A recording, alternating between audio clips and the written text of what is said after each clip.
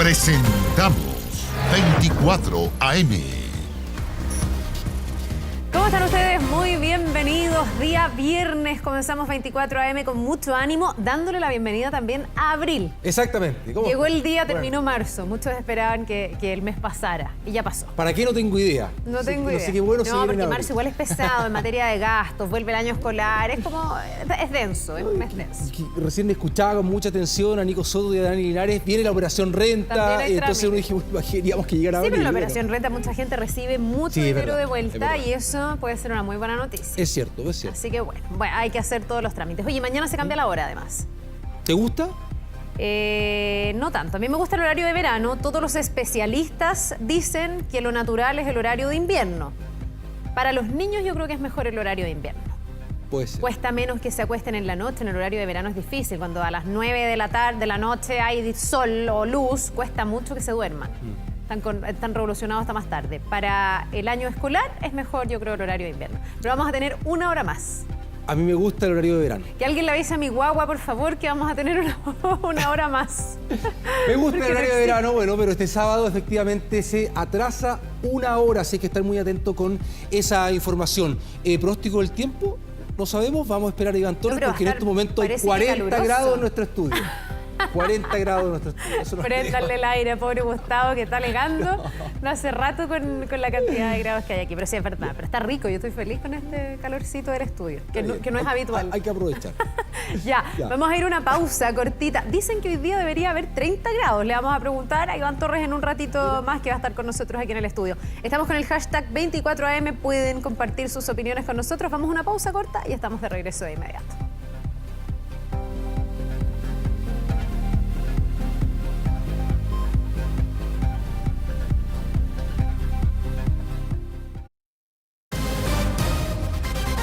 Bien, pues ya estamos de regreso. Vamos a revisar algunas de las noticias que están marcando la agenda, que van a ser relevantes el día de hoy, y particularmente la situación del excomandante en jefe del Ejército, Ricardo Martínez, que en esta jornada finalmente tendrá que declarar frente a la ministra Romy Rutherford a eso de las 9 de la mañana y en el despacho de la ministra, después de una tensión y una discusión en tribunales, en la Corte Marcial. Esto llegó hasta la Corte Suprema respecto de si este interrogatorio se tenía que hacer o no en el despacho de la ministra. Recordemos que la Corte Marcial le había dado la razón al excomandante en jefe del Ejército, había dicho que la ministra tendría que concurrir a la Casa Locurro para poder tomarle declaración. Finalmente, la Corte Suprema echa abajo ese fallo y dice que no, que es él el que debe concurrir al despacho de la ministra y sin su abogado presente. Esa debería ser la forma en que hoy día ya, Gustavo, se concrete este interrogatorio. Exactamente, presentando de alguna manera dos recursos, ese frente a la Corte Suprema, y también se había solicitado una revisión de parte del Tribunal Constitucional para que ayer tomara una decisión respecto a este recurso presentado por el ex general del Ejército. Sin embargo, ayer no hubo sesión. No se vio este tema en el Tribunal Constitucional, así es que hoy tendrá que estar presente finalmente en el despacho de Romy Rutherford para declarar en este caso de fraude en el Ejército. Y en este caso por la arista viajes. Vamos a estar bien atentos a la llegada, al arribo del general Martínez hasta la oficina entonces de la ministra Romy Rutherford. Bien, en otras informaciones, la ministra del Interior, Isquia Siches, tuvo que ofrecer disculpas a Argentina porque en el país vecino causaron polémica y molestias, ¿no? Algunas declaraciones de la ministra, principalmente utilizando el término Hualmapu. Ella ayer señaló, en un paso por el norte de nuestro país, que se reunió con el embajador de Argentina en nuestro país, con Rafael Bielsa, aclarándole la utilización de este concepto, ofreciendo disculpas si esto provocó alguna molestia en algunos políticos en Argentina, señalando que no es un concepto que ella busque que exista una polarización para este concepto, una separación, sobre todo también en nuestro país. Esto tiene que ver con el territorio nacional, dice, y busca que fuese un punto de encuentro y no de polémica y no de separación, como algunos pretenden ver finalmente la utilización de este concepto por parte de la ministra. Mira, lo que pasa es que ahí estamos con mapas y en el fondo ahí se muestra lo que antiguamente era el Gualmapu, que era todo el territorio de toda la nación mapuche y que efectivamente contemplaba territorio chileno y territorio argentino. camino. Y eso es lo que en Argentina encendió la polémica con particularmente un parlamentario que dijo que esto afectaba la soberanía del pueblo argentino y particularmente de la provincia de Chubut. Esto ha hecho entonces que la ministra del Interior finalmente decida pedir disculpas justo a puertas de la gira que va a iniciar este día domingo el presidente Gabriel Boric de Argentina. Incluso hay parlamentarios de oposición de Chile, de la UDI particularmente, que le han dicho que en esa gira formalmente debería pedir disculpas en Argentina por haber utilizado el concepto de Wallmapu. Vamos a escuchar lo que dijo la ministra del Interior.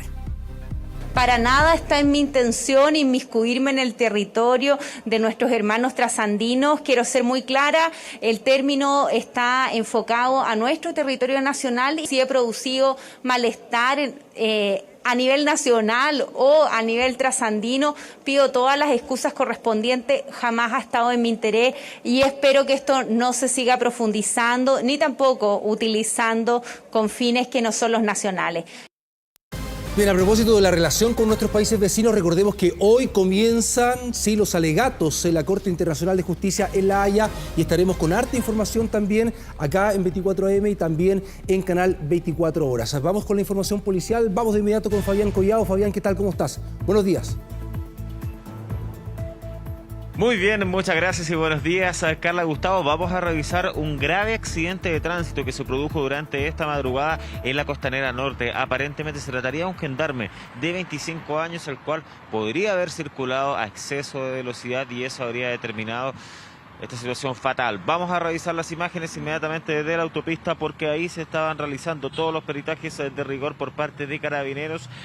Fíjense que este hombre, este joven, iba circulando en dirección hacia el poniente y a la altura del Puente Centenario, todo esto por la Costanera Norte, hay una curva y es en ese contexto que habría perdido el control de su vehículo y lamentablemente sale arrastrado algunos metros, sale eyectado de la motocicleta y es ahí cuando las personas que iban alrededor inmediatamente llaman a la ambulancia ya que se encontraba en pésimo estado de salud, al menos eso era lo visible. Por lo mismo la ambulancia llegó hasta ese lugar y claro, constataron la muerte en el lugar. Lo que llamó la atención es que habían algunas vainillas, un arma de fuego y es por eso que generó las alertas inmediatamente tanto la ambulancia como la autopista y Carabineros estuvo realizando toda la investigación de rigor y claro, se trataba de un arma debido a que era un uniformado, se trataba de un joven de 25 años perteneciente a Gendarmería de Chile, obviamente no estaba en algún tipo de servicio laboral ni nada de eso, estaba en su día particular cuando iba transitando en ese lugar.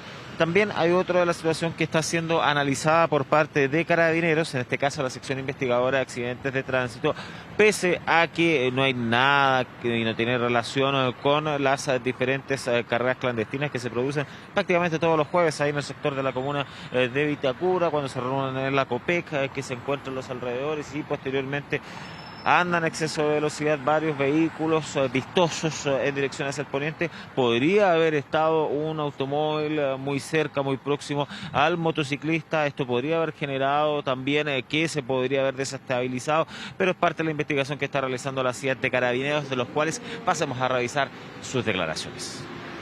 Por causas que se investigan, transitan dos motos desde oriente a poniente por Costanera Norte, perdiendo una de ellas el control, lo que genera, digamos, que el conductor pase desde un sector de la autopista al otro y en razón de las lesiones que sufrió, fallezca. El fallecido es el propietario del arma, él es un funcionario de Gendarmería y en razón de eso, digamos, portada solamente. Absolutamente legal la situación, generó las alarmas de que, claro, una persona que iba en una motocicleta estuviera con un arma de fuego. Recordemos que solamente el porte está exclusivo para funcionarios y exfuncionarios de Fuerzas Armadas, de Fuerzas de Seguridad y de Orden. Entonces, por lo mismo, llamó la atención, pero ya está confirmado, se trata de un gendarme que lamentablemente falleció. Se examina en medio de todo esto presunto exceso de velocidad, también posible desperfecto, mecánico, pero es parte de las aristas que está manejando Carabineros. Ahora el tránsito en la Costanera Norte, a la altura del Puente Centenario, en dirección hacia el poniente, se encuentra absolutamente habilitado tras este triste accidente que terminó con la vida de un joven de 25 años, a Carla, Gustavo. Sí, tremendo. Un abrazo a esa familia que comienza el día de esta forma. Gracias, Fabián. Nos reencontramos en un ratito más. Nos vemos. Chao, Fabián. Buen día. Deportes. Bien, ayer comenzó la octava fecha del torneo de primera división del fútbol chileno con triunfo goleada de Colo-Colo en el Estadio Monumental. Revisamos de inmediato las imágenes, el compacto de este encuentro. Aquí no hay falta y reclamaron los jugadores del conjunto calerano. No había falta, pero bueno, lo cobró Fernando Béjar, el árbitro del encuentro, y Gabriel Costa, golazo del uruguayo nacionalizado peruano, golazo para el 1-0 con ese tiro libre anotado en el minuto 23 de la primera etapa. Aquí va a llegar el 2-0 con una serie de errores defensivos del cuadro cementero que aprovecha el argentino Pablo Solari a los 31 minutos de la primera fracción. Reiteramos ahí el error defensivo. García, que no logra amortiguar, controlar de buena manera ese balón. No era bueno el pase de todas maneras. Solari aprovechando el remate de derecha, y el argentino de 21 años de edad lograba su tercer gol en este campeonato y era el 2-0. Luego fue expulsado Castellani, el volante argentino de Unión La Calera, a los 35 del primer tiempo. Entonces fue aún más fácil para Colo-Colo este encuentro, con otro grave error defensivo de Unión La Calera. La salida del portero argentino Arce se la da a Lucero, encara a Lucero. Muy bien en la asistencia para que Marcos Volados decretara el 3-0. Aquí Juan Martín Lucero desperdicia esa ocasión con ese penal desviado. Pudo hacer ahí el 4-0, pero acá Marcos Volados anota su segundo gol personal, el 4-0 en el minuto 87, con Colo-Colo, que logra momentáneamente el primer puesto en la tabla de posiciones, llegando a 17 unidades el cuadro de Gustavo Quinteros. Ya, una buena racha después de harto tiempo donde no veíamos a un Colo-Colo tan empinado ahí arriba y goleador. Sí, pero las últimas tres fechas han dado después del clásico, No, me refiero frente a a Universidad de lo Chile. estaba comparando con otros torneos. Ah, no, claro, pero que no había empezado de buena manera. Y después de esa goleada que logró el Estadio Monumental frente a la U, han dado muy bien el cuadro de Gustavo Quinteros. Vamos a la pausa, la previa. Seguimos comentando, por ejemplo, se viene el clásico universitario. El día sábado en San Carlos de Apoquindo, la UC frente a Universidad de Chile. Eso y más a la vuelta de esta pausa.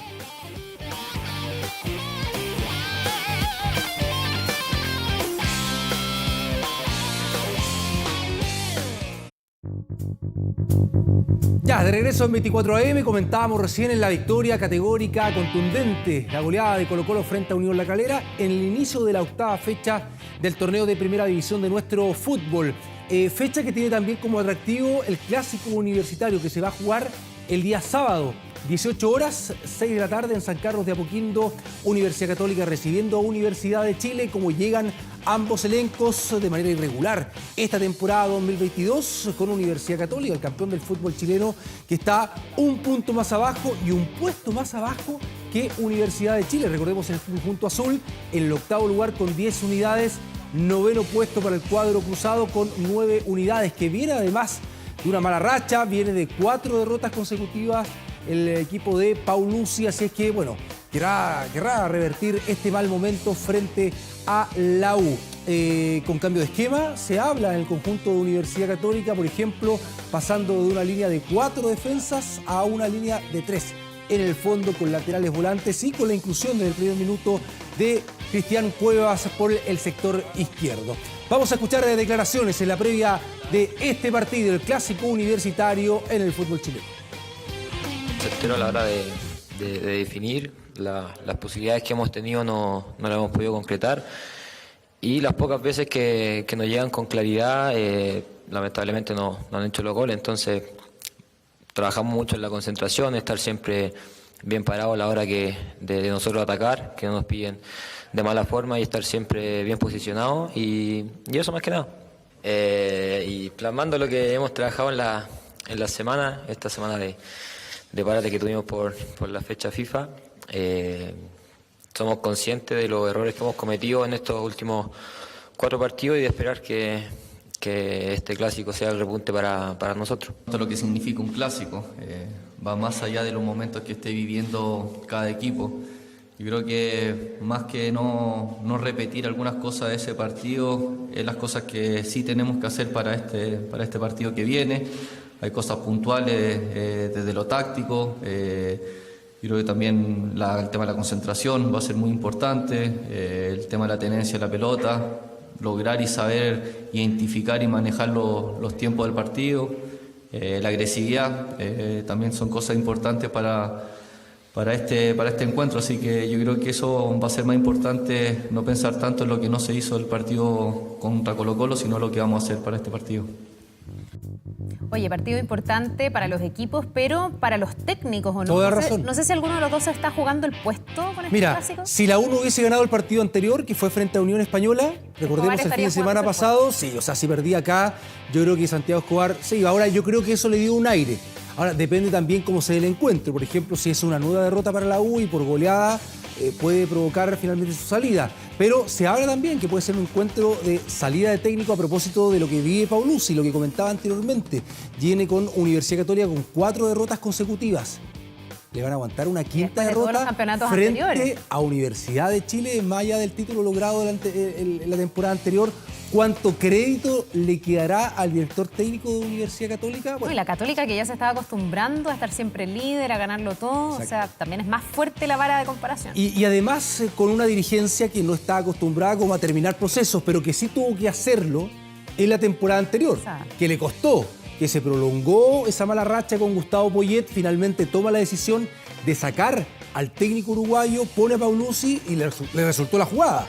Por eso también es lo que están viendo ahora con esta realidad, con el presente, con lo que está viendo la Universidad Católica, a ver si van a tener que tomar una decisión similar a la que ocurrió el año pasado. Ya, un super clásico con mucho morbo, más sabroso de lo habitual, con la situación de los técnicos, además de lo que siempre es atractivo ver a la U con la Católica jugando. Exactamente. Bueno, repercusiones de la eliminación de la selección chilena, todavía buscando responsables a propósito de esta mala campaña que tuvo la Roja en las clasificatorias sudamericanas, que otra vez tendremos que ver por televisión la Copa del Mundo Qatar 2022 con críticas concentradas principalmente en la NFP, en el directorio encabezado por Pablo Milad, y lo que viene ahora, proyectando estos meses de la selección chilena. Para muchos que tiene que llegar un técnico ahora que se encargue en estos momentos de la selección chilena. Pero dice, no, va a tener que esperar hasta fin de año. ¿Por qué? Porque ahí recién son las elecciones. No va a querer llegar un técnico con esta directiva, teniendo en cuenta que el próximo año pueda tener su trabajo con otra directiva. Urge la separación de los estamentos, en este caso de la NFP, con la Federación de Fútbol de Chile. Pero ya sabemos, no hay voluntad de los dirigentes, no quieren perder lo que hartos recursos le genera para sus bolsillos. Vamos a ver. Atención con la nota a continuación. Esto es un fracaso no solamente para mí como presidente, como director, sino que para el fútbol chileno. Como era de esperar, tras no ir al Mundial de Qatar comenzó el caos. Las denuncias, los análisis, las predicciones de un futuro complejo para el fútbol chileno. Aquí somos responsables todos, porque el nivel de nuestro fútbol hoy a nivel internacional es bastante bajo.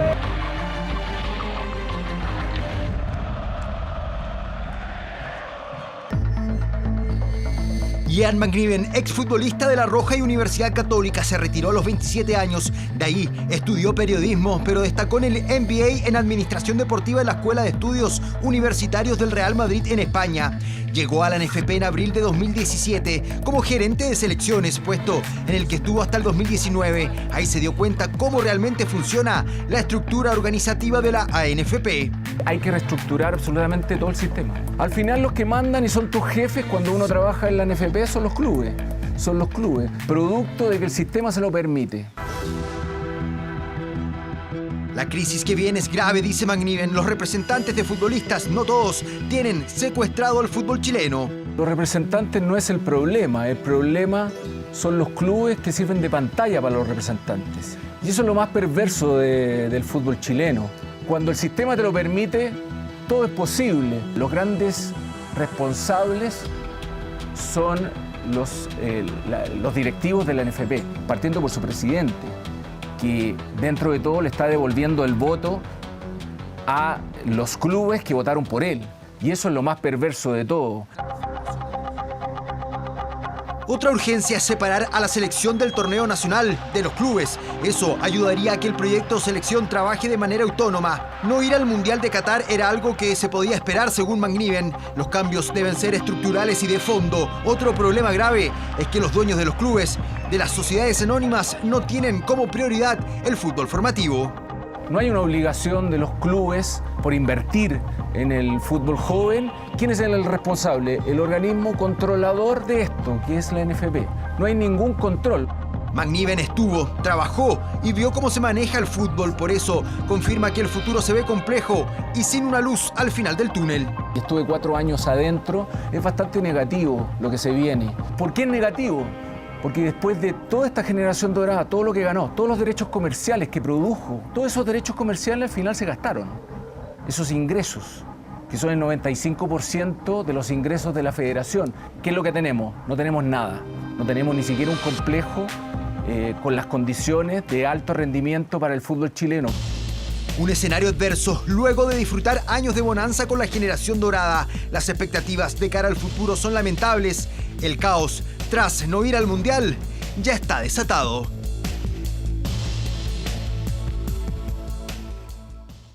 Con este nivel de dirigencia, el futuro no es auspicioso, ¿no? Para la selección chilena y para nuestro fútbol, con nivel de organización que existe hoy en el fútbol chileno, en el campeonato. Por ejemplo, tú quieres saber cuándo juega tu equipo en 2 semanas más, no sabes, se programa recién con 2 semanas de antelación los partidos, la programación que tienen que tener los cuerpos técnicos para sus respectivos clubes. ¿Qué pasa también con el arbitraje? Que ya algo vamos a comentar. Pero el trabajo también en las divisiones menores, en los campeonatos formativos, que pasa a ser, desgraciadamente, un cacho para muchos clubes, para muchos dirigentes. Bueno, aquí están las consecuencias finalmente. Ha sido un todo donde hay gran responsabilidad dirigencial en el mal momento que vive nuestra selección, nuestro fútbol.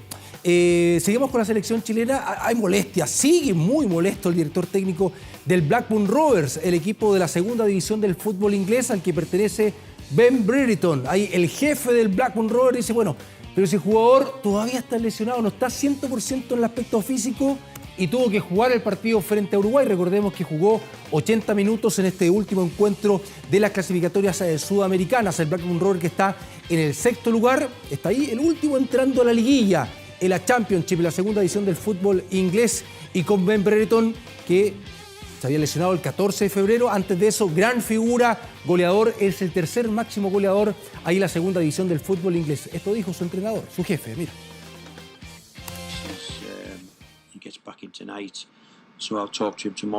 Ben aún no ha vuelto. Regresará esta noche, así que hablaré con él mañana para saber cómo está de la lesión realmente, cuánto daño siente, si el tobillo está para jugar 90 minutos y luego cómo está su cuerpo, su mentalidad, tras viajar la mitad del mundo. No ha parado una pelota por 6 o 7 semanas y de repente juega 89 minutos. No sería muy bueno que juegue 3 días después de nuevo. Es mejor mantenerlo afuera y no ponerlo en peligro de lesionarse otra vez. Así es que hablaré con él, probablemente enviarlo a la banca sea lo mejor, o tal vez 20 minutos si necesitamos un gol. Ojalá no lo necesitemos. Si vamos ganando y no necesitamos ponerlo, le daremos una semana más de preparación.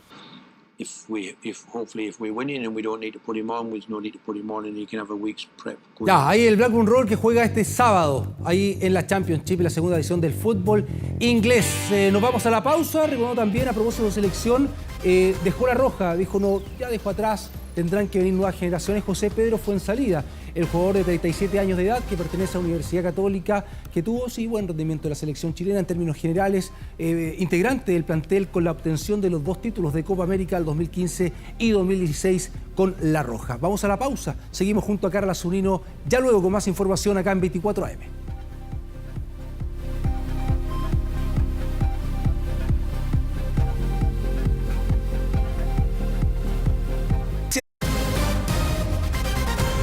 Siete de la mañana con 10 minutos, ya nos acompaña don Iván Torres esta mañana, en un día que parece que viene caluroso.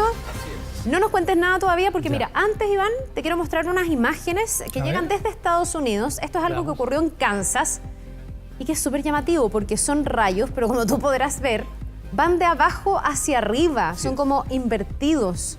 Esto lo captaron las personas que por supuesto estaban muy impresionados porque veían estos rayos en medio de un temporal.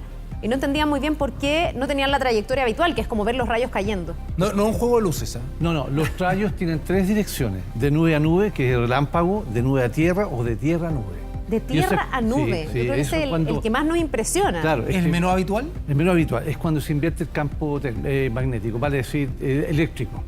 ¿Ya? Para que se produzca un rayo tienen que haber cargas positivas y negativas, y ahí se produce el rayo, y cuando está desde la Tierra hacia el espacio se invierte el campo eléctrico. Oye, ¿y esto es menos peligroso que cuando el rayo cae? Porque siempre lo que uno piensa es que al caer un rayo puede tener un objetivo en tierra, que incluso en algunos casos han sido personas. Cuando van hacia arriba, ¿son menos riesgosos? ¿O si yo estoy en el trayecto abajo igual...? Sí, es menos riesgoso porque obviamente está yendo hacia el espacio. La mayor carga siempre está en la punta del rayo, ¿ah? Donde se genera la mayor cantidad de energía. Y en ese aspecto está en el espacio. Oye, pero no entiendo, perdón. Perdón, lo lenta el viernes, pero ¿cómo se genera el rayo? Porque en el fondo uno dice, cuando esté arriba hacia abajo, en las nubes, en la energía que se está produciendo porque hay lluvia, etcétera, se produce el rayo. Pero desde la Tierra hacia arriba... Tú tienes un campo eléctrico con una carga positiva y una carga negativa. Esos dos polos opuestos se atraen. Si se invierte el campo, va a ir al revés, desde la Tierra hacia el espacio. Ya, esto es algo siempre que tienen que haber dos atención. cargas diferentes, con diferentes cargas eléctricas. Ya, ¿y esto pasa en Chile también a veces, o no? Sí, también, pero es poco frecuente, por eso que llama mucho la atención, pero existen. Porque además son muchos rayos, o sea, Sí, es como claro. con mucha actividad al parecer. Por supuesto, el temporal. sí. Así que esto es normal, pero poco frecuente. Ya, bueno, y así por como eso también de nube a nube, que nosotros lo conocemos como relámpago. Eso yo lo he visto más. Ah, claro. Ese es el relámpago. Va un Pero a rayo... veces igual se ve la trayectoria del rayo. Claro, la gente Eso lo dice, hemos eso visto es un más, pero relámpago, esto- pero en el fondo es un rayo, y se llama relámpago, pero va de nube a nube. También hay cargas positivas en un sector y en el otro cargas negativas. Ya, y el más Por eso habitual... polos opuestos se atraen. Ya. Sí. ¿Y el más habitual? Claro, Da desde arriba la nube hacia la Tierra. Al que más Iván, le tememos, además. Explíqueme los 45 grados que hay en el estudio en estos momentos. Ya. No, Vamos a la transparentemos, información te del cuento por tiempo. qué está malo el aire acondicionado. Ese es un problema ya. Gustavo está más flaco de lo habitual. Yo le digo que se saque la chaqueta, pero no me ha querido hacer caso. No sé. Tenía que hacer el micrófono. tenía No, que él se puede sacar la era un lío, chaqueta, era un yo lío. no me la puedo sacar. ¿eh? Además, yo digo viernes sin chaqueta. Claro, no, es no cierto. quiere. Sí. Oye, hoy día destacamos la gran cantidad de nubes que hay en el borde costero, tanto norte de Chico como también de la zona central. Acá en Valparaíso ya las nubes van a estar muy cerca, van a llegar pronto en forma parcial, eso sí, al litoral. Hay algunos quiebres todavía. De hecho, todavía las estaciones están anunciando que está prácticamente sin nubes. Por otra parte, continúa la alta presión acá en la zona central, con buen tiempo asociado, entre comillas, eso de buen tiempo. Y finalmente un sistema frontal que pasa por Magallanes. Detalles, de inmediato. ¿Te pusieron pronóstico. música, Iván? Vamos. ¿No lo había escuchado? ¿Ahora? Sí, pues, para ponerle... Pero esta es la única manera de ponerle alegría al que el costo de la vida suba otra vez. Sí, pues. Bueno. Esto es como los rayos, todo al revés. Bien. Veamos de inmediato detalles del pronóstico para el día de hoy. Cuando la máxima ayer fue de 29 grados, hoy día esperamos 30 grados en Santiago con cielo despejado. Detalles para todo el país. La zona norte, Arica, Iquique, Antofagasta, el día de hoy con cielo claro. Máxima 19 en Antofagasta, Copiapó despejado, La Serena parcial con 17. La región de Valparaíso va a estar parcial, a ratos nublado en la mañana, máxima 19, Rancagua, Talca, Chillán y Concepción, con cielo despejado, máxima de 29 en Rancagua, Concepción 25 grados. Ya, Concepción. El fin de semana se mantiene de esta Se manera, mantiene sábado y estable, domingo. sí, se mantiene con buenas condiciones de tiempo, sí. Transmisión día al domingo, Así rally. es. De todas Como el maneras, rally por, móvil. por interno te envío todos los datos. Como siempre, El excelente. cronómetro, Así segundo a segundo se lo tenés. Sí. Por supuesto. Veamos qué pasa en la región de la Araucanía, los ríos y los lagos, también cielo despejado, temperaturas matinales bastante bajas, 21 en Valdivia, 21 en Osorno, en Quillón parcial con 16. Y seguimos moviendo con este ritmo, Sí. y también movemos nuestro panorama, porque en Coyhaique parcial, también Chile Chico, aquí aparecen las nubes en Puerto Natales, con algunos chubascos fines del día, Punta Arenas también con precipitaciones, igual Puerto William con una máxima de 7 grados. Reiteramos el pronóstico igual a la capital, ¿Cuánto? 30 grados el día de hoy, con Ok. cielo despejado. Bien caluroso. Y mañana baja un poquito la temperatura, pero se mantiene siempre estable con cielo despejado en la capital. Muy bien. Bien. Perfecto. Iván Torres, Nos vemos. Buen día. muchas gracias, buen fin de semana. Gracias. Estamos en contacto ahí el Ándate domingo bailando, temprano. Iván, bailando. Muy bailando. Muy bien. Sal del estudio bailando. Vamos. Que te vaya muy bien. Abrazo, que esté bien. Chao. Oye, ya, pongámonos un poco más serios, porque hoy día vamos a empezar a ver la fase oral de los alegatos por el río Silala entre Chile y Bolivia. Hoy día es el turno específicamente de nuestro país con este río que está en disputa, que para Chile Es un río internacional cuyas aguas deben ser compartidas y cuyo cauce naturalmente viene a nuestro territorio. Y para Bolivia, en tanto, sería un afluente que nace en manantiales y que, dicen ellos, habrían sido canalizados de forma artificial por nuestro país. Hace harto Esa tiempo. es la disputa. Sí, hace harto tiempo. Recordemos, bueno, hace 4 años, pero no, el 2016, ¿sí? Fue la demanda presentada por Chile ante la Corte Internacional de Justicia, el gobierno de Michelle Bachelet, para que finalmente se revise este caso, claro, de tanta trascendencia y relevancia para nosotros con respecto al agua en la región de Antofagasta. Vamos con nuestro corresponsal en Europa, vamos con José Luis Pérez, que nos tiene más información. José Luis, ¿qué tal? ¿Cómo estás? Buenos días. Hola, José Luis.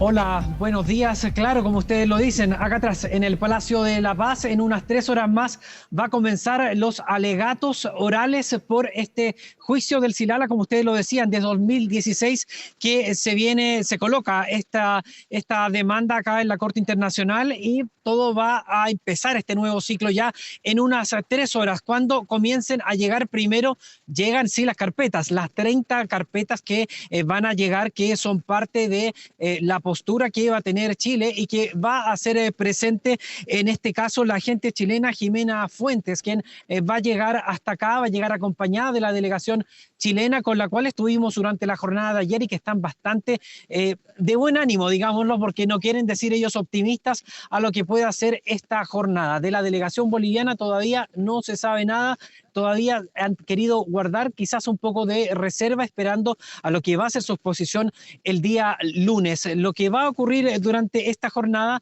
es primero, obviamente, tienen que llegar las personas, eso va a comenzar a la 1 de la tarde hora local, para después en 2 horas más, es decir, a las 3 de la tarde hora local, va a comenzar el juramento primero de los jueces y posteriormente va a ser la intervención chilena, que eso va a ser lo que va a marcar precisamente esta jornada. Los invito a que escuchemos parte de lo que dijeron las autoridades chilenas que encabezan esta delegación. En el caso de la relación chilena-boliviana, con todos los matices y todos los desafíos que presenta, Bolivia siempre había reconocido hasta el año 99 que el Silala era un río de carácter internacional. De hecho, así está incluido en el mapa del Tratado de 1904 de límites entre Chile y Bolivia.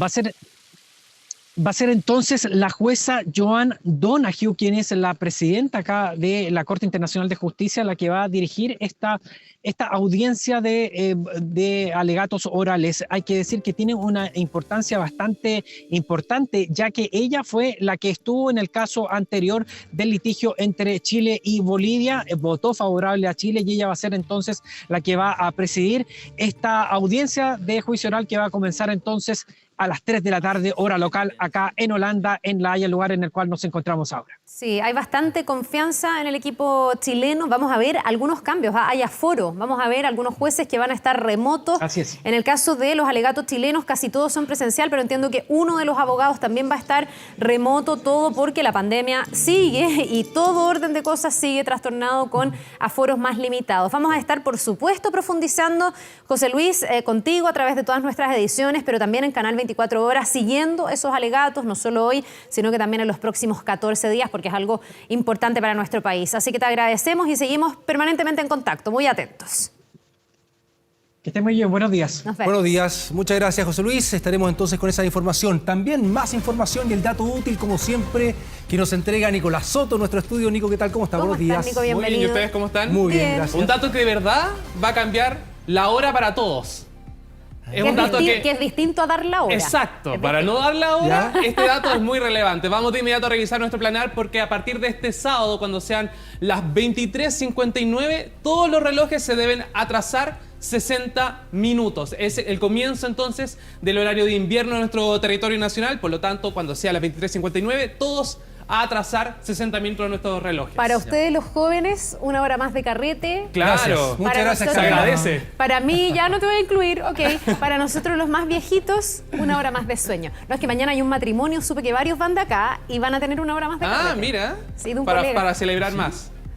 Sí. Interesante. Oye, esto rige para todo el territorio nacional, a excepción de Magallanes y el territorio antártico. El Antártica. Ya, y quedamos entonces con el horario de invierno. Vamos a tener más luz en la mañana, que es una de las ideas, pero menos luz en la noche. Esa es la idea, aprovechar. Acuérdate que en junio hay días que es el Sí. día más corto del año, no sé, se debe oscurecer a las 5 y tanto de la tarde, casi a las 6. Sí, así que hay que prepararse ahí y estar atentos entonces a la hora este sábado 23:59 a atrasar entonces los relojes. Muy bien. Ya, pues vamos a estar atentos entonces a ver cómo esto nos va a afectar, sobre todo a los niños, te diría yo, que son los más sensibles a estos Pero estar atento también al cambio en tu dispositivo móvil, en tu reloj. Sí. Algunos se cambian de manera automática, digo, por si alguien tiene algún compromiso el día domingo temprano. Si no es automático, se tiene que pasar del -3 al -4. Ya, ¿ve? Ahí está el dato. Gracias, Nico, que te vaya muy bien. Que esté muy bien. Mira, vamos a seguir profundizando en esto, porque obviamente la pregunta es cómo nos afecta, Gustavo, Sí. en una sociedad donde ya el dormir es un desafío. Tenemos un alto porcentaje de nuestra población que tiene problemas efectivamente para conciliar el sueño. Entonces vamos a profundizar. ¿Cómo nos afecta? Muy ¿Influye mucho esta hora A ver. de cambio? Conversemos con la doctora Evelyn Benavides, neuróloga del programa de medicina del sueño de la Clínica Universidad de los Andes. Doctora, muchísimas gracias por estar con nosotros. Muy bienvenida. Buen día. Hola, buenos días. Ya, uno dice, ¿realmente una hora influye tanto? ¿Es tan terrible para el cuerpo? Bueno, este cambio de horario es el más beneficioso que tenemos porque logramos tener más luz en la mañana. Y eso hace que nuestra actividad sea predominantemente matinal y eso hace que podamos trabajar mejor, aprender mejor, funcionar mejor. La verdad que los seres humanos estamos hechos para funcionar en el día y principalmente en la mañana, por lo tanto este es el horario que si no va a haber más cambio de horario, ojalá se mantenga porque hace que optimice nuestras capacidades. Ya. Doctora, a ver, ¿qué recomendaciones se le da a usted a la gente que tiene que acostumbrarse finalmente, más allá de que sea una hora, hay que acostumbrarse sobre todo con un alto porcentaje, diríamos, de personas que les cuesta dormir hoy día? Imagínense ahora en un cambio de horario, ¿cuáles podrían ser las recomendaciones, por ejemplo, para los primeros días? Bueno, las poblaciones más afectadas respecto al cambio de horario son los niños pequeños, los adultos mayores y las personas que ya tienen trastornos del sueño. Pero el tema es que en la encuesta nacional de salud se mostró que el 63% de los adultos en Chile tiene en algún minuto de su vida un problema de sueño o el sueño no es reparador. Por lo tanto, estamos hablando de una población muy grande que se puede ver afectada por estos cambios de horario. Y en el caso de los niños pequeños, lo ideal es empezar a acostarlos unos 20 minutos antes y levantarlos unos 20 minutos antes, los 2-3 días antes del cambio de horario, cosa que cuando llegue el lunes ya estén en la fase de horario más matinal y puedan empezar a funcionar más en la mañana. Pero lo importante también es no alargar el día, porque después en la noche, cuando se oscurezca más temprano, no seguir con nuestras actividades, sino que en el fondo parar una hora antes nuestras actividades y dormirnos una hora antes también, porque si no va a faltar sueño. En el caso de los adultos mayores duermen menos por la estructura de su cerebro, por el paso de los años, y requieren entre 6-7 horas por noche. Por lo tanto, lo ideal ahí es que no se acuesten muy temprano. Lo que empieza a pasar es que como empieza a hacer más frío en la tarde, empieza a oscurecerse más temprano, los adultos mayores tienden a acostarse más temprano y los no tan mayores también. La cama nos empieza a parecer mucho más atractiva más temprano. Y eso hace que la cantidad de horas en la cama sea mayor y el cerebro sense que son más horas, entonces a las 3 de la mañana ya la gente está despierta y no hay nada que hacer a esa hora. Claro, o sea, entonces es sumamente importante mantenerse en el ciclo del sueño que corresponde. Claro, es seguir y hacerle caso a la luz, a cómo funciona el día y la noche. Al final, nuestro cuerpo está preparado para eso. Doctora, pero pese a que nuestro cuerpo está preparado para eso, para dormir, en términos generales y más allá de estos cambios de horario, pareciera ser que los chilenos tenemos muy mal dormir. Cuando se hacen encuestas hay mucha gente que ronca, que tiene apnea, que le cuesta conciliar el sueño. ¿A qué se debe eso? ¿Es parte del estrés de la vida cotidiana o hay cosas que estamos haciendo mal y qué podríamos eventualmente corregir? Bueno, el estrés es un factor que altera el sueño, pero también tiene que ver con la obesidad, con el sedentarismo, con la falta de vida al aire libre. Hemos estado 2 años haciendo vida social muy restringida, al aire libre muy restringidos, con posibilidades bastante restringidas de ir incluso al trabajo. Entonces, el hacer teletrabajo en el mismo lugar donde uno vive, no salir, no hacer deporte, ha hecho que aumente el sobrepeso y eso aumenta también las apneas, la dificultad para respirar en la noche, los ronquidos, empieza a bajar el oxígeno en la sangre en la noche y aumenta el riesgo de hipertensión, de diabetes y también de infartos al cerebro. Por eso es tan importante que una persona que tiene un mal dormir consulte, porque el tema de la automedicación es grave. Empiezan a tomar pastillas para dormir pensando que es una solución, que muchas veces no están indicadas en lo que tienen, que son automedicadas, y pueden incluso agravar más lo que está pasando con su sueño. Doctora, ¿puede afectar también el uso, por ejemplo, de los dispositivos móviles ahí a segundos antes de dormir? Porque conozco hartos casos, ¿no? La mayoría, y me incluyo, antes de dormir, ya sea temprano o tarde, uno está con el teléfono, está chateando, está leyendo información, está preparándose para el próximo día, está jugando en su dispositivo móvil, en fin, son varias labores, varias tareas, incluso hasta de ocio que se hacen en el teléfono y uno lo deja ahí y se duerme. ¿Eso puede afectar también? Bueno, lo ideal es tratar de vivir de día y dormir de noche y dejar las pantallas al menos una hora antes de ir a dormir. En un adulto sano debería ser tipo 10:30 de la noche, ya hay que terminar con pantallas, y eso incluye el celular, la televisión, el computador, todo tipo de series, todo lo que brille. Incluso es importante tener luces bajas en el dormitorio para que el cerebro vaya preparando su proceso de sueño. Nosotros no tenemos un encendido y un apagado, sino que el cerebro tiene que hacer cosas, tiene que funcionar de una manera distinta, y eso toma tiempo para que tengamos un sueño reparador. Doctora, ¿y otros hábitos que se alargan hasta muy tarde, como comer tarde, por ejemplo, o comer pesado, afectan y hacen que uno duerma mal? O hacer deporte, que es el caso de mucha gente que no tiene tiempo en el día y que va al gimnasio, por ejemplo, muy tarde y llega como medio prendido, después le cuesta conciliar el sueño. Claro, lo ideal es hacer deporte en la mañana, y este horario de invierno nos favorece esa parte, porque en el fondo tenemos luz más temprano. Porque también salir de noche no es agradable. Entonces, lo ideal es hacer deporte lo más temprano que se pueda. Si, bueno, tendrá que ser tarde, hay gente que se junta a hacer deporte muy tarde después del trabajo, tratar que sea lo menos posible, o que sea un deporte suave, que no sea un deporte muy intenso, porque si no puede haber dificultades para conciliar el sueño. Lo mismo comer tarde, lo ideal es comer 2 horas antes de dormir, que sea liviano y que sea sin alcohol, porque el alcohol induce sueño, pero es un sueño de más mala calidad. Claro, recién hablaba de la luz artificial en las habitaciones, en las piezas. Hay varios menores de edad, por el temor, por lo que pasa durante esa edad, que duermen finalmente con la ampolleta encendida, con la lámpara encendida. ¿Qué pasa en esos casos? ¿Cuál podría ser la recomendación, doctora?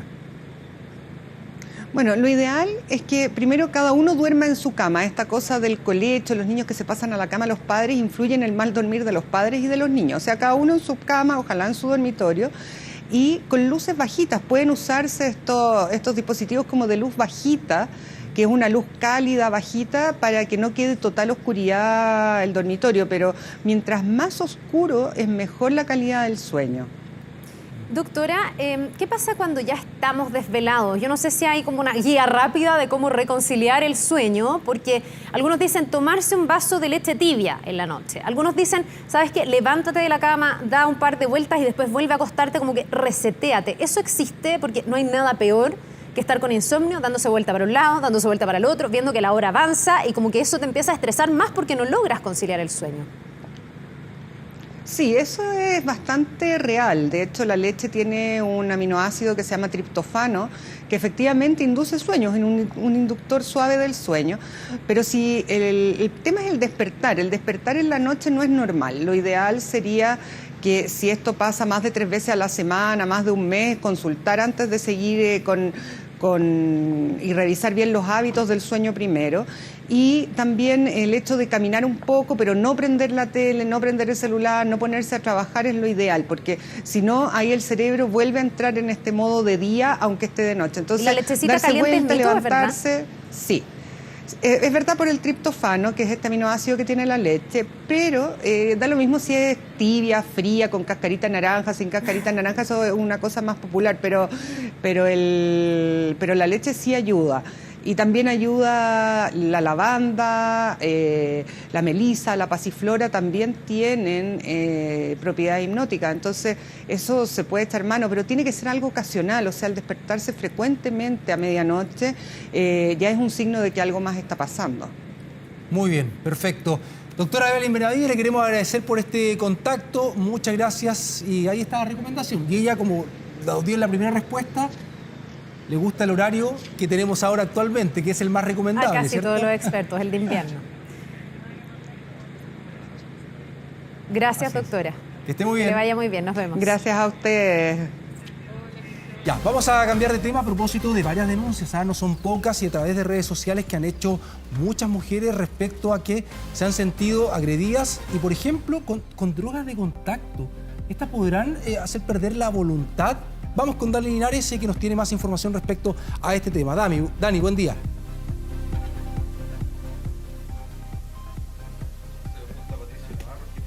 ¿Dani nos escucha? ¿Sí? Ay, parece que Dani no nos escucha. ¿O el micrófono? Dani, tengo la impresión de que el micrófono o está desconectado o está apagado. A ver. Ya, démosle unos minutitos a Dani para que pueda volver a chequear su audio, pero vamos a hablar de este tema que sin duda ha sido grave. Hay hartos testimonios, Gustavo, que dan cuenta, bueno, no solo del acoso que se está sufriendo en algunos barrios, mujeres que se sienten muy inseguras, pero mujeres que han dado cuenta y han entregado su testimonio diciendo que habrían recibido una especie de líquido, como un spray, sobre todo en sus extremidades, que las habría hecho perder la voluntad y que eso habría sido como algo que las deja en estado vulnerable para la delincuencia y para este acoso que se está viviendo. Por eso nos surge la duda, ¿existen realmente estas drogas de contacto? ¿Pueden hacerte perder la voluntad y realmente se están usando? A ver si ahora sí Dani Linares nos puede contar, porque es un tema súper relevante que está muy instalado estos últimos días. A ver, Dani. Claro que sí, y ahora con el viejo y querido cable, que no puede fallar. ¿Ve? ¿No me escuchan bien, no? En Sí, vivo perfecto. siempre pasa, pero preparado. Decía que estábamos juntos. Claro, por supuesto. Estamos junto a Patricio Navarro, les comentaba, jefe de la Brigada de Investigación de Sustancias Químicas Controladas de la Policía de Investigaciones, para abordar este tema, que es relevante porque ha habido un aumento de este tipo de denuncias, quizás no formales, pero sí en redes sociales respecto a lo que está ocurriendo con esta posibilidad de ser de alguna manera vulnerado por drogas de contacto. ¿Qué experiencia ustedes han acumulado durante este tiempo? Hola, muy buenos días. Sí, efectivamente, nosotros hemos visto que han habido algunos relatos de personas que refieren a haber sido drogadas por algún tipo de sustancia, digamos, de absorción cutánea, que eventualmente les produciría desde una inhibición de la voluntad o hasta incluso algunos casos de amnesia. La verdad es que este es un relato que nosotros hemos visto que se ha dado en años anteriores. No obstante, es súper importante aclarar que para que una droga efectivamente produzca un efecto de una intoxicación, como las que refieren, esa droga debe ingresar al cuerpo en una cierta cantidad y entrar a nuestro cerebro, digamos, para decirlo en términos súper simples, en una cierta cantidad. La burundanga, que es a lo que regularmente se asocia a este tipo de sustancias, requiere que una persona, un adulto promedio más o menos, tenga que ingresar entre 80 y 100 miligramos a su cuerpo. ¿Ya? Esa es más o menos la dosis para poder producir una intoxicación aguda. Que en el caso de los relatos que circulan, tanto en este año como en años anteriores, no es posible. Es decir, no es posible a través de un contacto simple, unitario, único, hacer ingerir a una persona esa cantidad de escopolamina, digamos, instantáneamente. Ahora, ¿qué es lo que ocurre regularmente en este tipo de casos o en los casos que por lo menos se ha determinado analíticamente la existencia de alguna sustancia? Que las vías de administración que regularmente se utilizan para poder dar un estupefaciente a una persona regularmente es la vía oral. Es decir, una sustancia que está diluida en un vaso con algún líquido, con un alcohol, con una bebida, en alguna comida quizás, y esa es la vía, digamos, de administración que se ha determinado para las sustancias que se ha determinado que en alguna ocasión se han utilizado. Patricia, en este caso, para ser bien gráfico, ¿no? Aquí se habla de, por ejemplo, el transporte público, rociar cierto pasamanos con este tipo de drogas que generaría este tipo de efecto. ¿Eso no es posible generar aquella sumisión, ¿no?, a raíz de esta droga con ese tipo de contacto? Bueno, tal cual como se señala en ese tipo de relato, nosotros no tenemos nada documentado ni a nivel nacional, ni tampoco a nivel internacional, que pudiera actuar de esa manera al mismo tiempo que no afecte a otras personas que están también en el ambiente, ni tampoco al atacante. Es decir, si bien existen algunas sustancias que son muy potentes, digamos, y que en pocas cantidades podrían incluso producir la muerte, por ejemplo, opioides sintéticos como el fentanilo, ya ustedes habrán visto la noticia en Argentina de la gente que murió por consumir cocaína adulterada con este tipo de sustancias. es una sustancia que no es de fácil manejo y tampoco es una absorción cutánea. Entonces, alguna sustancia que solamente al tocarla y atraviese la piel, las capas lipídicas, se metabolice, vaya al cerebro y produzca los efectos del atacante sin afectar al atacante y sin afectar al resto de las personas que están al lado, nosotros por lo menos no la tenemos documentada. No obstante, es importante señalar acá que cualquier persona que crea haber sido intoxicada con esta o alguna otra sustancia, es súper importante que ellos puedan acercarse a una unidad de la Policía de Investigaciones, hacer la denuncia respectiva para que sea investigada y poder determinar analíticamente a través de los análisis forenses a la persona, a las prendas o a lo que tenga, digamos, o el análisis incluso del sitio de suceso, que podamos determinar analíticamente la presencia de quizás esa u otra droga.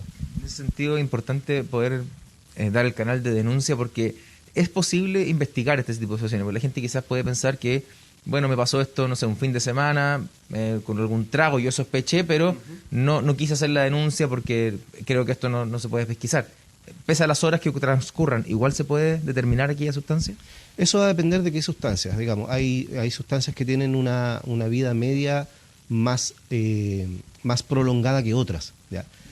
Nosotros hemos tenido casos, por ejemplo, que se han investigado en que se ha determinado el uso de ciertos fármacos, particularmente de la familia de las benzodiazepinas, en que se han encontrado los residuos tanto en las especies físicas, digamos, vasos, latas de cerveza, pero también se puede analizar a través de la orina. En el caso de la escopolamina tiene un tiempo de vida media mucho más corto, por lo tanto, con mayor razón es importante que la persona que crea haber sido intoxicada con este tipo de sustancias se acerque a una unidad policial para poder hacer, digamos, las investigaciones y determinar si existe o no existe la droga. Perfecto. Muchas gracias por recibirnos esta mañana. Datos sin duda relevantes, ¿no? Un tema que se ha tomado a la agenda durante este inicio de año que tiene que ver con la vulneración muchas veces que sienten personas en el transporte público, en la calle, y temor por el hecho de ser sometidas a algún tipo de droga. No hay por ahora evidencia, ¿no?, respecto a estas drogas de contacto, pero sí otro tipo de sustancias que pueden ser incluidas en algún líquido. Por ende hay que estar atentos a este tipo de situaciones y denunciar, más allá de lo que se pueda publicar en redes sociales o entre amigos, hacer la denuncia formal para que esto se pueda investigar. Tal cual, y para salir de dudas y despejar, tal como lo hemos hecho esta mañana, esta posibilidad que obviamente atemoriza, es un poco más tranquilizador saber que no hay una droga que pueda tocarte y en el fondo hacer perder la voluntad. Hay otro tipo también de técnicas, ¿no?, a las que tenemos que seguir atentos, pero las denuncias y canalizarlas va a hacer que se pueda investigar más en profundidad. Estoy de acuerdo contigo, Dani. Muchísimas gracias, que tengas un muy buen día. Gracias al entrevistado también. Chao, Dani, buen día. Nos vemos, buen día. Bien, seguimos con información acá en nuestro estudio. Llega Sofía Norman con el ámbito internacional, por supuesto concentrados en este conflicto bélico. Continúa el ataque de Rusia a Ucrania. Sofía, ¿cómo estás? Buenos días. Hola, ¿cómo están? Muy buenos días. Hoy día va a estar marcado sobre todo por un ataque que hasta el momento no habíamos visto. Un ataque, un bombardeo ucraniano en el territorio ruso. Estamos viendo imágenes de este presunto ataque. Estas imágenes que han sido compartidas, por ejemplo, a través de redes sociales de este ataque, presunto bombardeo que habría realizado el poder militar ucraniano, específicamente en la ciudad de Belgorod, en Rusia, bien cercano a la frontera noreste que tiene Ucrania con Rusia. La ciudad ucraniana más cercana sería Kharkov, fuertemente asediada. Lo hemos estado revisando en este ya más de un mes de conflicto que hemos estado revisando. También imágenes que han llegado otra vez, por ejemplo, de agencias de noticias confirmadas también todas las tareas que están realizando, por ejemplo, los equipos de bomberos que llegaron hasta este depósito de petróleo en Belgorod, que habría sido bombardeado por parte de las tropas ucranianas en territorio Claro, ruso. eso te quería preguntar. En el fondo esa es la versión que entrega Rusia. ¿Ucrania ha reconocido este ataque? Todavía no tenemos la información desde Ucrania. Las autoridades no se han referido a este ataque en específico que estamos revisando en las imágenes. De hecho, durante los últimos minutos, el ministro de Relaciones Exteriores de Rusia, que estaba en una reunión en India, comentó respecto a este último supuesto ataque que habrían realizado desde Ucrania en el territorio del Kremlin. Él dijo que esto pone en jaque, que no da las condiciones idóneas finalmente para realizar el diálogo. Ayer se confirma que hoy día seguiría esta ronda de diálogo entre los equipos diplomáticos de Rusia y Ucrania, que intentarían llegar a estos puntos en común, a los acuerdos acuerdos para llegar a, se espera, esta paz entre los dos países. El canciller ruso dice durante los últimos minutos que este nuevo ataque que realizan allá en Belgorod no daría las condiciones para realizar este diálogo que tensionaría nuevamente la relación entre Rusia y Ucrania, porque, como les decía, este es el primer ataque de Ucrania en el territorio ruso. Pero ayer también Ucrania informaba el retiro de tropas rusas de la zona nuclear de Chernobyl, ¿no? Exactamente. Eso fue confirmado porque decían que efectivamente hubo el retiro de las tropas rusas, pero mantenía de todas maneras un importante contingente militar en esa zona. Exactamente, vemos estos reportes desde la inteligencia, el poder militar ucraniano, que las tropas rusas están abandonando distintos puntos del país, entre ellos la planta nuclear de Chernobyl, que fue uno de los primeros lugares que se toman los soldados rusos cuando comienza la invasión de Ucrania. Durante esta mañana dicen que todavía hay cierta presencia de las tropas del Kremlin, pero que mayoritariamente ya han salido de este territorio dentro de los informes que han llegado, que se están yendo de las distintas ciudades ucranianas, pero según, por ejemplo, la OTAN y también desde Ucrania están atentos porque ellos dicen que se están reagrupando, que esto no sería un abandono del territorio ucraniano. Otra ciudad a la que vamos a estar atentos durante esta jornada de día viernes, no solamente Belgorod allá en Rusia, sino nuevamente Mariupol, porque se confirmó hace tan solo algunos minutos también por parte del Comité Internacional de la Cruz Roja que ya se llega al acuerdo entre Rusia y Ucrania para poder enviar nuevamente este intento de sacar a la gente de la ciudad de Mariupol. Más de 50 buses que estarían viajando hasta esta ciudad durante la jornada, ciudad fuertemente asediada, como podemos ver claramente en estas imágenes. Más del 90% de la ciudad ha sido afectada por los bombardeos. Estaremos atentos de nuevo a este intento. Esperemos que se pueda sacar a estas más de 100.000 personas que todavía están en la ciudad de Mariupol. Vamos a dejar un poco de lado este conflicto en Ucrania, nos vamos a mover hasta nuestra región, específicamente un país que ha sufrido una crisis política bien importante durante el último tiempo. Estamos hablando de Perú y específicamente a quienes vemos en imágenes, porque el Congreso de este país decidió censurar al ministro de Salud, Hernán Condori, quien ahora va a tener que dejar el cargo que asumió hace cerca de 12 meses. La moción de censura obtuvo 71 votos a favor, 32 en contra y 13 abstenciones. El Congreso indicó que la destitución fue aprobada ante la falta de idoneidad y capacidad para ejercer el cargo del ministro de Salud que estamos viendo ahí en las imágenes. ¿Por qué se pide la moción de censura, destituir al ministro de Salud peruano? Esto porque había sido muy criticado desde el momento en que asume el cargo, porque él recomendaba medicamentos que no habían sido aprobados por la Organización Mundial de la Salud para supuestamente curar el COVID-19. Bien polémico el nombramiento de este ministro, que ahora el presidente Pedro Castillo va a tener 72 horas para designar a un nuevo ministro de esta cartera Salud, que además sería el octavo desde el inicio de la pandemia en marzo de 2020, una nueva crisis política que se está viviendo allá en Perú. Y desde que asumió el gobierno, Pedro Castillo, el presidente, ha tenido problemas con su gabinete, con la destitución de ministros y bueno, también con lo que estuvo enfrentando en los últimos días con la posible destitución de él, ¿no? Ahí en el gobierno peruano. Bueno, Sofía Morman, muchas gracias por toda esa información. Un abrazo. Gracias, Sofía. Gracias, que esté muy bien. Buen viernes. Nos vemos.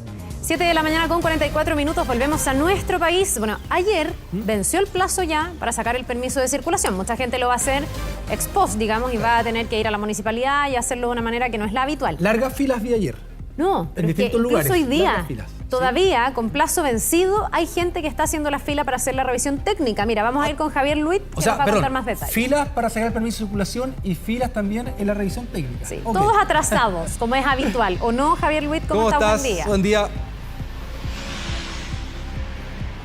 Hola Gustavo, Carla, sí, increíble pero cierto, venció el plazo para sacar el permiso de circulación. Ya a contar de hoy se deberían comenzar a sacar estas multas, porque ayer por fin se acabó marzo, así que ya comienza abril y se pueden sacar estas multas. Sin embargo, como pueden ver ustedes en la imagen en vivo, estamos ahora en calle Williams Rebolledo con Gustavo Mann, esto es la comuna de Ñuñoa, y ya, pese a que es muy temprano, hay filas fuera de las plantas de revisión técnica porque hay muchos que vienen a sacar ya el permiso de circulación. Hemos hablado con algunas de las personas, todos tienen excusa, algunos dicen que tenían el auto en el taller, otros que no tenían tiempo, que estaban trabajando, otros que lo venían a hacer ahora porque recién habían salido de vacaciones, pero lo cierto es que esta imagen que pueden ver ustedes ya está ocurriendo, ya hay largas filas para venir a esta planta de revisión técnica. Desde muy temprano, como les decíamos, llegamos y ya habían filas de vehículos y algunos venían porque lo habían hecho ayer, pero que por las largas filas y los largos tiempos de espera que tuvimos durante la jornada de ayer, no habían alcanzado, y este ya es el panorama, como les decía, en esta planta de revisión técnica, para sacar este trámite que es necesario para obtener el permiso de circulación para este año. Y por supuesto hay varios que lo han dejado para última hora. Ya no, Carla, Gustavo, para última hora. Esto ya es incluso fuera de plazo. Hay algunos que vienen lógicamente desde muy temprano para evitar que en algún control puedan ser multados justamente por no tener este permiso de circulación. Pero este es por supuesto la imagen ya a esta hora de la mañana en la comuna de Ñuñoa. Ya, bueno, ánimo a todos los que están ahí en la fila. Hay muchas razones a lo mejor muy válidas para llegar tarde, pero hay que hacer el trámite, hay que sacar la revisión y después de esto ir a hacer la fila donde corresponda para sacar el permiso de circulación atrasado. Así que harto ánimo. Muchísimas gracias, Javier. Que tengas un muy buen día. Chao, Javier. Paciencia es el concepto.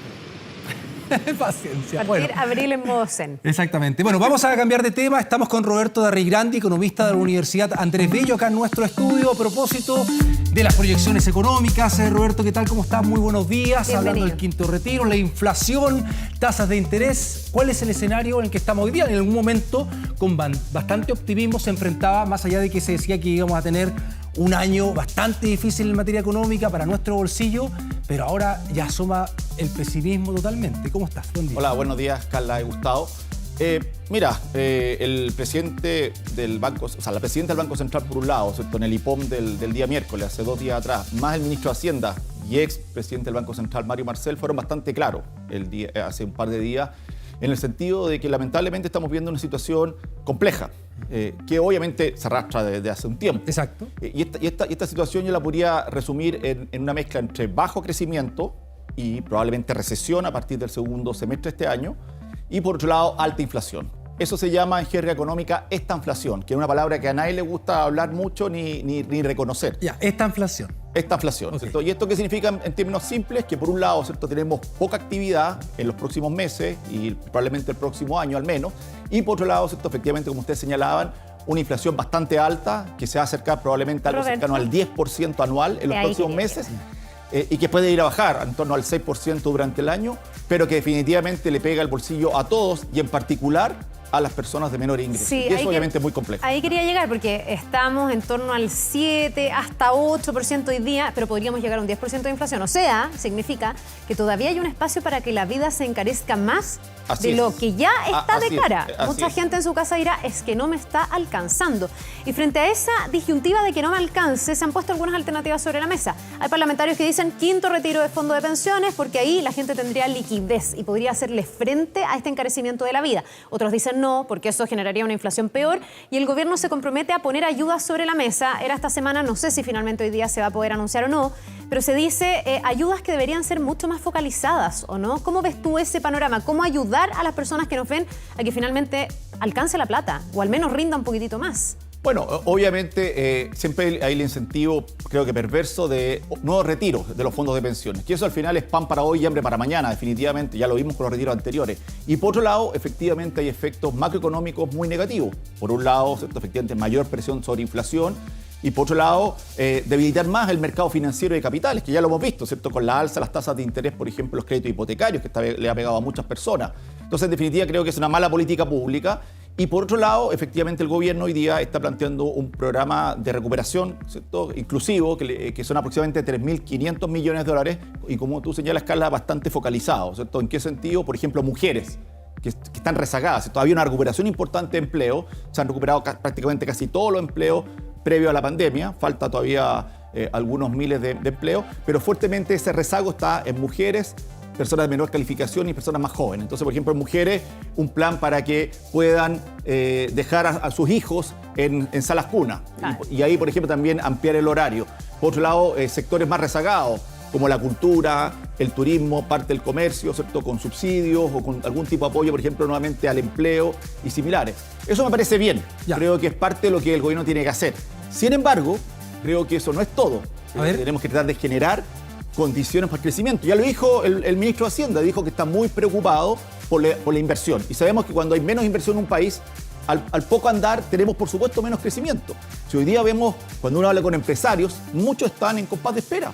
Y lamentablemente ahí el ministro de Hacienda, Marcel, está un poquito entrampado. ¿Por qué? Porque de verdad, mientras no se resuelva qué va a pasar con la nueva Constitución, lo que pueda señalar el ministro de Hacienda con todo el prestigio y con todo el valor que muchos le vemos en él, va a ser bastante básico, ¿cierto? Entonces no va a poder, digamos, de alguna manera generar condiciones para que haya mayor incentivo para invertir. Pero bajo ese escenario, ¿qué podría hoy día complicar más en lo inmediato, en el corto plazo? ¿Una posibilidad de un quinto retiro de los fondos provisionales, más allá de que sea un 10 o un 100%? ¿Da igual?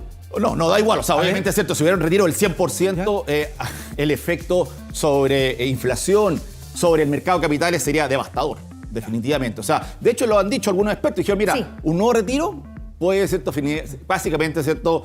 Poner una situación muy complicada. Y no solo algunos expertos. Ayer lo dijo también la presidenta del Banco Central, Rosana Costa. Te voy a invitar a ti y a todos quienes están con nosotros esta mañana a que revisemos esas declaraciones y seguimos conversando aquí en el estudio. Cuando los fondos de pensiones tienen que hacer líquidos sus ahorros, tienen que venderlo, eso genera cierta inestabilidad.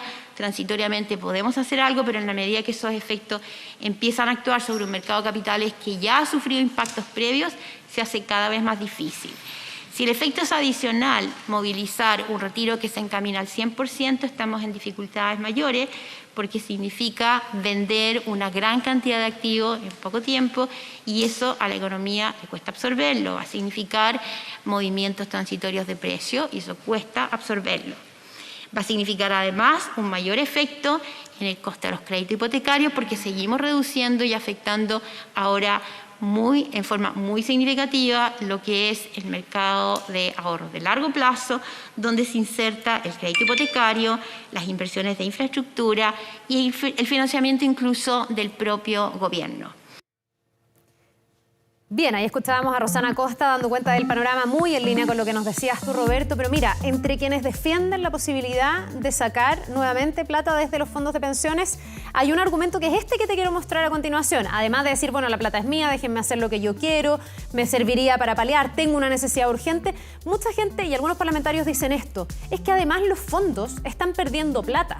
Entonces, ¿qué saco con tener mis ahorros si en vez de ganar estoy perdiendo? Y aquí estamos viendo el desempeño de marzo y por lo menos los 4 fondos más riesgosos, incluso el D que no es tan riesgoso, pero el A, el B, el C y también el D y el E se salva, pero había tenido varios meses de pérdida también en años anteriores, han perdido plata. Entonces, mucha gente dice, se suma esta información a la poca legitimidad que tiene hoy día el sistema de pensiones. ¿Cómo se contrarresta esto también en el argumento? Bueno, primero que nada, ¿cierto? Acá tenemos una muestra de un solo mes o de algunos meses. Esto hay que medirlo, ¿cierto? En periodo mucho más largo. Proyectar. De hecho, si uno ve desde que se creó el sistema de pensiones privado, hace ya más de 40 años, el fondo C, que es el fondo original, ha rentado más de UF más 6,5%, que es una muy buena rentabilidad en el largo plazo.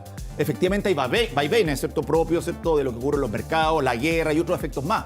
Pero de verdad la AFP lo han hecho muy bien en este tema de las inversiones. Efectivamente hay un tema de legitimidad, ¿cierto? Hay un tema, ¿cierto? De que muchas personas creen que hay un sistema mágico, ¿cierto? Que les va a resolver los problemas y la verdad es que no es así. ¿Ya? Claro, porque tú dices, la AFP lo han hecho muy bien, pero la señora, el señor que está ahora viendo nos dice, ¿y cómo lo han hecho tan bien si la pensión que me acaba de tocar, o que le acaba de tocar a mi mamá, o que le acaba de tocar a mi abuelita, o todos tenemos a alguien en la familia que ya se ha jubilado, es pésima, es una pensión de miseria? Claro. Entonces, ¿qué saqué con ahorrar tantos años? En el caso de la gente que ahorró hartos años, porque también ahí tenemos otro problema, que son las lagunas o el poco ahorro. Claro, es que a ver, esos problemas lamentablemente no tienen que ver con el sistema de AFP, tienen que ver lamentablemente con bajos salarios, ¿cierto? Muchas personas que han tenido baja educación o mala productividad, con las lagunas previsionales, más del 50% del periodo de vida útil, las personas no tienen lagunas previsionales. Y ojo, todavía cotizamos poco, cotizamos, ¿cierto? En torno al 10%, cuando los países de la OCDE, que nos comparamos, cotizan casi un 20%. Y, por supuesto, ¿cierto? También la rentabilidad a nivel mundial han ido cayendo. Entonces, con esto no estoy diciendo que las FP son perfectas, pero lo que estoy diciendo es que muchas cosas que se le achacan, por ejemplo, muy bajas pensiones, tienen que ir con el mercado laboral, con la educación y con otros aspectos que, obviamente, ¿cierto?, se entremezclan. Roberto, esperando este paquete de medidas que te podrá anunciar en los próximos días el gobierno, hablaba recién Carla respecto a esta ayuda focalizada, ¿no?, que tú también explicabas y profundizabas. Se habla también, por ejemplo, de una rebaja de impuestos a los alimentos, por ejemplo, que algunos dicen, bueno, pero eso finalmente va a ayudar a las familias que tienen más poder adquisitivo, más plata, pero no al que en rigor hoy día lo necesita. Por supuesto, bueno, también se ha hablado de fijar los precios, que creo que es una pésima política, lo hemos visto en Argentina, se giran mercados negros, no funciona eso al final del día. Mira, yo creo que lo más adecuado en este caso, si haya un aumento importante en combustibles, en pan, que es un alimento básico, ¿cierto?, en todas las casas de los hogares chilenos, sería más bien, ¿cierto?, eventualmente dar un subsidio o un bono, ¿cierto?, muy focalizado a las familias de menor ingreso, porque si no pasa lo que dices tú, ¿cierto?, al final termina incluso subsidiando a quienes no lo necesitan. Y que gastan más y por lo tanto el subsidio es mayor, porque tienen también acceso a alimentos que son más caros. Ayer leía al exministro Briones que daba un poco este argumento y lo ponía sobre la mesa. Te queremos agradecer, Roberto, porque bueno, el tema económico está al centro de la agenda y estamos todos los días muy pendientes de qué va a pasar, por ejemplo, con esta discusión entre si es IFE, si son ayudas desde el gobierno o si es un quinto retiro. Pero ahí con el tema de terminar, es importante que el gobierno dé señales positivas para que ojalá volvamos a invertir. Claro. Si no, nos vamos a encontrar con una situación muy compleja, no solamente este año y el próximo, sino lamentablemente por los próximos 3 o 4 años. Y eso es muy relevante y no es fácil de manejar por lo que ya señalamos anteriormente. Muy bien. Roberto Darrigrandi, economista perteneciente a la Universidad Andrés Bello, le queremos agradecer por la presencia hoy día en nuestro estudio. Muchas gracias, Carla y Gustavo, por la invitación. Chao. Buen día. Nos vemos. Vamos ahora con Carlos Godoy. Carlos Godoy, vamos contigo de inmediato la información a propósito de la declaración que tendrá que entregar hoy el ex general de Ejército, Roberto Martínez, ahí en el despacho de la ministra Romy Rutherford. ¿Qué tal? ¿Cómo estás, Carlos? Buen día. Buenos días, claro, nos hemos trasladado aquí hasta el edificio de la Corte de Apelaciones, donde se ha concentrado bastante medios en este punto de la capital, porque Ricardo Martínez Meranto deberá llegar a eso de las 9 de la mañana aquí al despacho de la ministra de la Corte Marcial, Romy Rutherford, para declarar en calidad de inculpado por su participación en el fraude a la institución castrense, también llamado Milico Gate. Todo esto en la lista de pasajes y fletes, donde se le investiga por el uso irregular de dineros en pasajes aéreos. Hasta este punto ya ha llegado la ministra de la Corte Marcial, Romy Rutherford. Llegó hace aproximadamente media hora. Se espera que durante las próximas horas se llegue hasta este lugar Ricardo Martínez Meranto, general en retiro del Ejército. Nosotros nos vamos a quedar muy pendientes en este punto de la capital a la espera de la llegada, que se presume sea durante las próximas horas aquí en el centro de Santiago. Muchachos. Muy bien, Carlos, muchas gracias por esa información. Recordemos que había presentado un recurso, ¿no? El ex general de Ejército Ricardo Martínez, primero para poder declarar en su hogar, ¿sí?, y también en su residencia junto a su abogado, lo que en algún momento la Corte Marcial lo había aprobado, rechazado posteriormente la Corte Suprema, y se había presentado también un recurso para que esto fuese revisado ayer de manera urgente por el Tribunal Constitucional, cosa que finalmente no se realizó.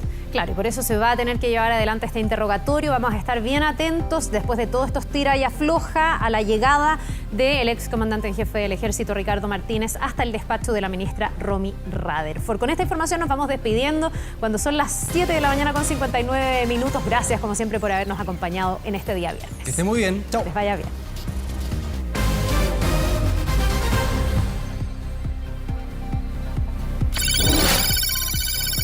Hemos presentado 24 AM.